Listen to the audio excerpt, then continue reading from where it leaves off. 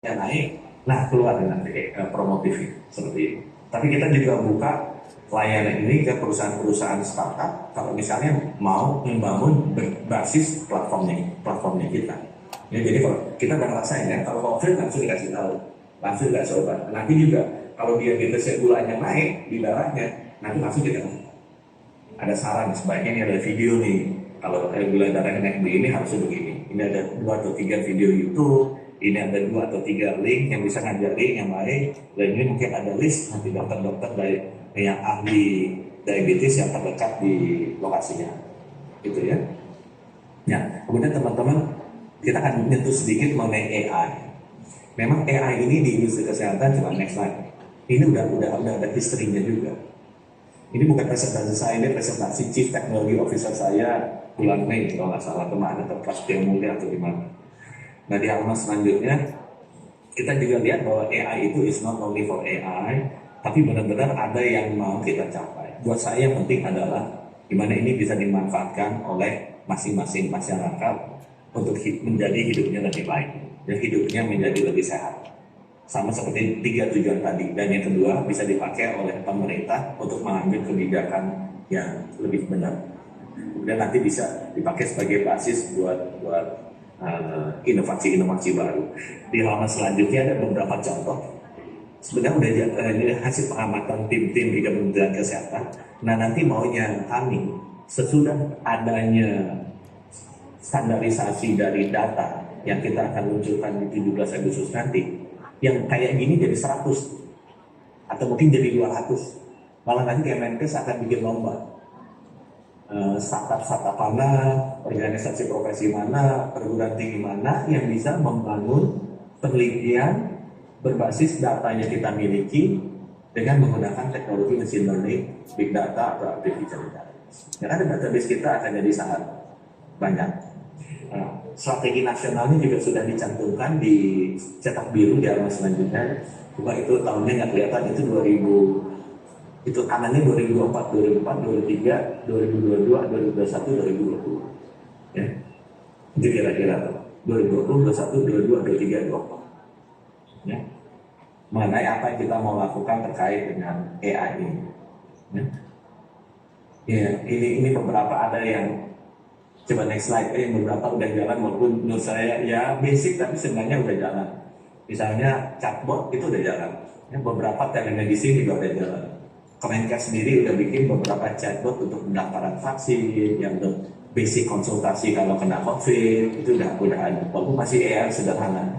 Di kanan itu udah banyak tuh. AI yang pakai masker sekarang juga udah banyak. Di halaman selanjutnya ini ada juga beberapa yang pakai AI untuk mengefisiensikan di rumah sakit, ya. Terutama di kamar operasi, kamar operasi ini yang paling menghasilkan uang, ya. Nah, yang presentasi yang satu lagi deh. Nah, ini juga ada ya, yang selanjutnya bagaimana ini AI coba yang tadi dulu, yang tadi dulu. Ini mundur satu ke atas. Ini ke atas saja. Di sini aja. Ini untuk mamogram, saya juga pernah ke Mayo Clinic udah pakai AI. Ini nanti dokternya tinggal confirm. Yang menarik lagi, saya kemarin ke Jogja melihat identifikasi tuberkulosis pakai mobile ronsen udah pakai AI. Cuma unfortunately AI-nya India basisnya. Jadi saya bilang ke teman-teman di UGM waktu itu, masa perusahaan AI-nya India ini bisa ngomong sama teman informatika UGM. Jadi habis di ronsen langsung masuk. Radiolognya nggak ada di lokasi karena ada di puskesmas, langsung kelihatan. Cuma udah dikasih kotak-kotak sama dia itu tadi. Ini kemungkinan ini. Saya lihat perusahaannya perusahaan India. Ya, padahal yang banyak tuberkulosis itu selain India ya Indonesia sama Cina. Ini nanti mungkin karena database-nya kan nggak ada.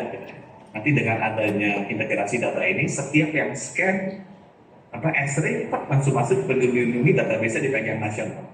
Jika nanti itu akan kita buka dengan perjanjian tertentu dengan konsen dari yang bersangkutan supaya perusahaan-perusahaan AI bisa baca untuk bisa mempelajari seperti apa sih kalau ciri-ciri TBC itu seperti apa. Nah di halaman selanjutnya juga mungkin ini 2 chart terakhir saya. Sebenarnya yang kita mau dorong dan kita sekarang lagi cari funding khusus supaya bisa melakukan research adalah AI on genomics. Karena teman-teman tahu manusia itu DNA pairsnya itu 3 miliar. Jadi jadi kalau kita pengen tahu misalnya ada orang sakit breast cancer, kita ambil 10.000 ya. Kita ambil gennya 10.000. Ini asumsi kita mulai dari scratch ya. Bukan mulai begitu sudah agak tahu. Mulai dari scratch, dari 3 miliar itu 10.000 orang yang punya breast cancer diambil. Mungkin 1.000 orang breast cancer saja, 1.000 orang kedua breast cancer dan hipertensi, 1.000 orang ketiga breast cancer, hipertensi dan diabetes dan seterusnya. Dibandingin dengan 100.000 orang sehat. Nah kita harus melakukan permutasi dan kombinasi dari 110.000 orang kali 3 miliar. Bayangkan jumlah data.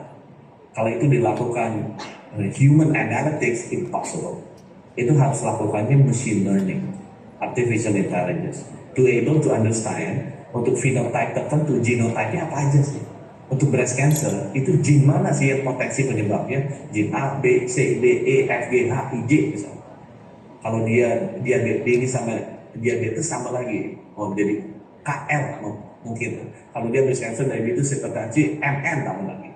Ya kemudian kita lihat ACTG AGTC-nya seperti apa kombinasi yang jelek, mana yang bagus, dan si yang bersangkutan sekarang seperti apa.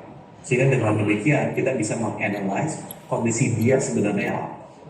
Dan teman-teman, kalau dulu memang di awal kehidupan manusia orang mendiagnosa penyakit itu klinis, dokternya pegang stetoskop, dengerin, ukur suhu, pegang dahi dan sebagainya. Dengan perkembangan teknologi kesehatan, ada dukungan laboratoris bagi seorang dokter. Jadi kalau dia ragu mengenai analisa klinisnya, dia suruh cek darah. SGPT, SWOT, LDL, HDL, triglyceride, DDMA, itu akan sangat membantu dokter untuk memberikan interpretasi klinis yang jauh lebih tepat. Ya. Teknologi terus berkembang kuat tuh, MRI, CT scan, berapa Tesla, berapa slide.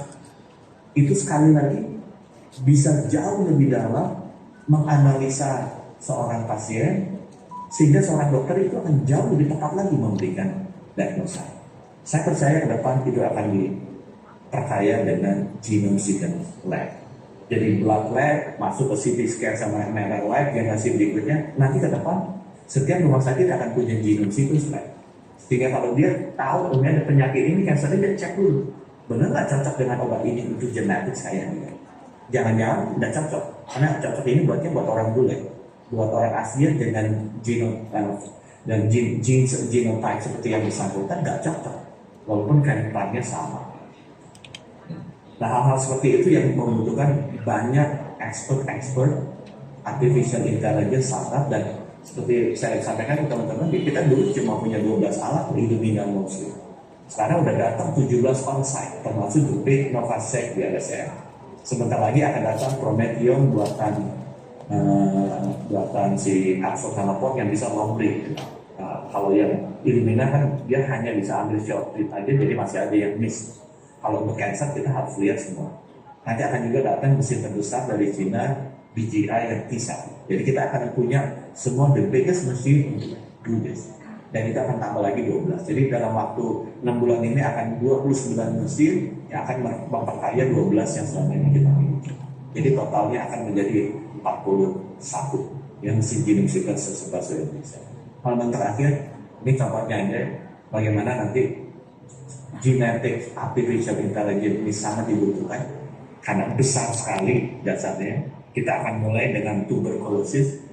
Nanti Rumah Sakit Persahabatan dan Sulianti Saroso akan lead this, dan kembali lagi inisiatif ini akan diluncurkan mengenai biogenome research untuk precision medicine. Ini akan kita luncurkan sebagai hadiah kemerdekaan Indonesia nanti, dan akan berpusat di RSCM yang XRD kemarin, karena ininya kan AIKMA-nya diambil dia. Makanya RSCM sana aku bilang biarkan itu tetap menjadi pusat penelitian dan akan menjadi pusat penelitian untuk precision medicine services, baik itu untuk cancer, untuk brain and neuro yang nanti akan di-lead oleh PON, cancer yang akan di-lead oleh Darmais, kemudian metabolic disease itu yang ada di RSCM, fokusnya ke diabetes, infectious disease itu lead-nya di Sulianti Saroso dan Persahabatan, kemudian ada genetic disease itu di Sarjito, dan yang insya Allah untuk nutrigenomics, well-being